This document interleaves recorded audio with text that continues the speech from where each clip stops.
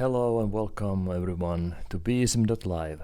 I'm Mikko and today's topic is stress and burnout and how they're related like flames and ashes. Have you had a burnout? I had 3. It took me 2 burnouts to realize I've had 3. Let's say it like that. So I am an unwilling expert on this subject, and I want to share what I know with you, and in return you could also share this video and like it and subscribe. But okay, what is burnout? Well, burnout is basically the end point of a prolonged stress situation. It's the moment when you realize that your engine has been revving too high for too long without proper maintenance. Burnout is typically associated with prolonged mental exhaustion, while similarly, excessive physical training can lead to overtraining. What these two conditions have in common is that both neglect the need for recovery. Our bodies and mental being are interconnected, and both need rest and recovery for us to continue performing. Well, the stress occurs when we step outside of our comfort zone and push our own boundaries.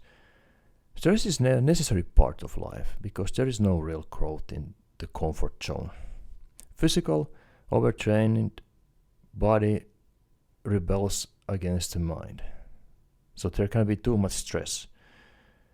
And if you exercise too much and your body doesn't recover properly, you go into the overtrained mode where heart rate increases and exhaustion prevents you from training. The burnout is similar. The mind rebels against itself, basically. You lose interest in your work. The tasks that were easy to you become difficult, and the entire thing seems to be like forced. Early signs of burnout may appear when we no longer detach ourselves from the work or studying during our leisure time. So you continue working after the hours are done or studying.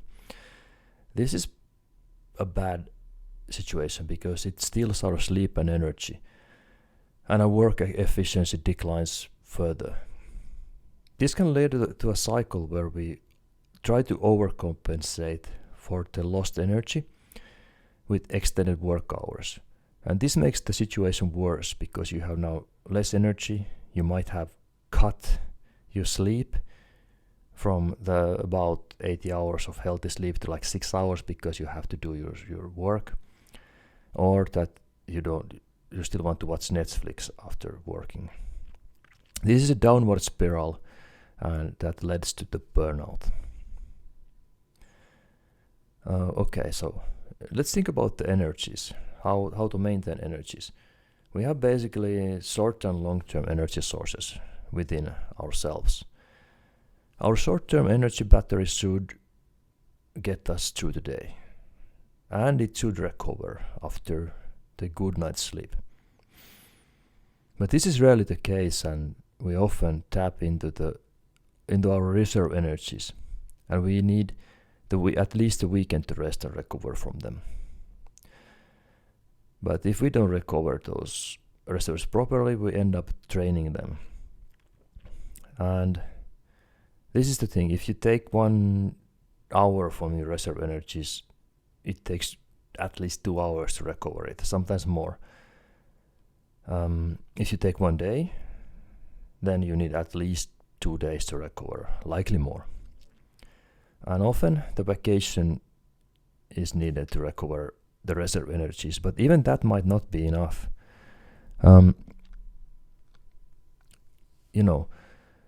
As months go by, and we overwork and we don't recover properly during the day and during the weekend, our reserves got depleted, and once they're gone, we are at the doorsteps of burnout.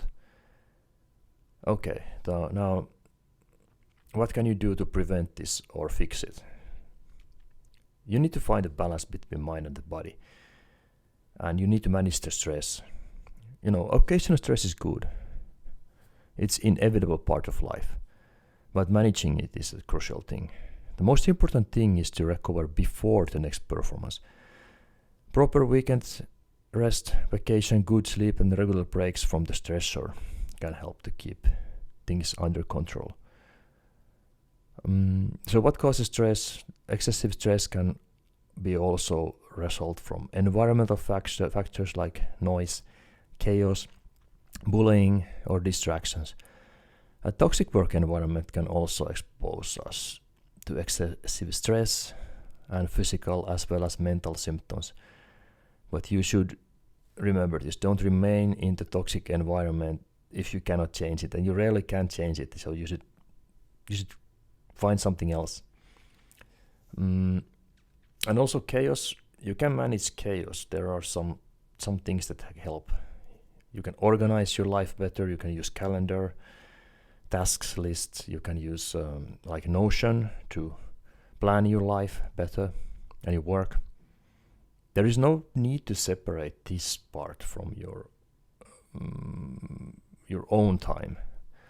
It's also good to manage that and allocate different things. Like I like art, but I need to allocate time to that. If I don't do that, I get more miserable. Okay, so, and this is the stress response now. Everybody responds to stress in different way. It is a vicious cycle when we try to compensate for stress, let's say by overeating, because that causes us to gain weight, and it also causes other health problems. And this further increases stress. Like, let's say that you are growing out of your clothes. That is stressful. Exercise can manage stress, but it can also be too much. You can train too much, and then your coping mechanism begins to cause you more stress. This is bad. And alcohol and other substances might seem to release the stress, but in the long run they do increase it. So they also impact the quality of your sleep, and sleep is critical in order to maintain the stress. Our bodies and mental well-being are interconnected, and maintaining the balance here is the super important thing. So, and you need to recognize the early signs and take them seriously. So meditate, do the body scans, stretch, just listen your body, and also give yourself time to recover and consider changing environment if necessary. And sometimes there are people who cause stress, toxic people. You should have a journal, and because often our lives is so chaotic that we don't have time to really properly see what's going on around us. So exercise, eat healthy, reduce the substance usage, and remember to sleep well. I keep repeating that is super important. One sure sign of that you're too stressed is that you cannot sleep anymore. That the work-related things just keep running in your head when you try to sleep. That is never. You should always put yourself first, like always. If you cannot sleep because of your work is bad for you. So yeah, you need to also learn to say no and set boundaries. The best way to, actually not the best way, but one sure way to find your boundaries is to step out of your comfort zone. And you find your real boundaries, they're always behind your back. So remember that it is easy.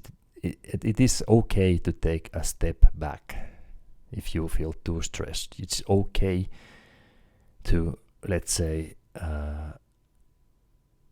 if you are in like upper management, it's okay to be in a middle management or just become a specialist. It's totally fine. You can Learn and grow from burnout, but most important thing is to learn to listen your body and mind and find that much needed balance. Hey, thank you for listening. And remember to like and subscribe, and most importantly, remember to take care of yourself.